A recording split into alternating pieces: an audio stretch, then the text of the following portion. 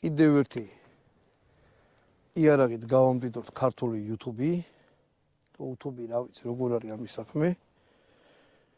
ამ შემთხვევაში გვაქვს მაუზერი, რომლითაც მეორე მსოფლიო ომში ომობდა მთელი გერმანია.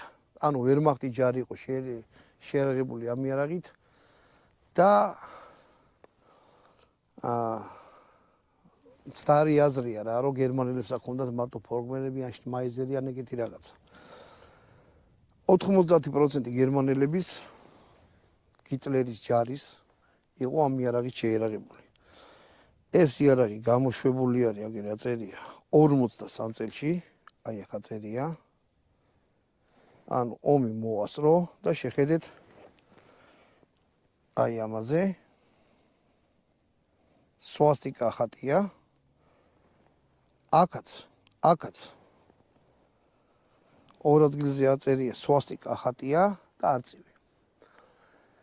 ეს იარაღი გამოუშვეს 1935 წელს. მოკლედ ის 35 წლის იარაღები, რომლებიც იყო, აი ეს დეტალი იყო გაჩარხული. ეს გაჩარხული იყო. მერე ომი რო დაიწყო და ასე შემდეგ, დიდი ომი რო დაიწყო.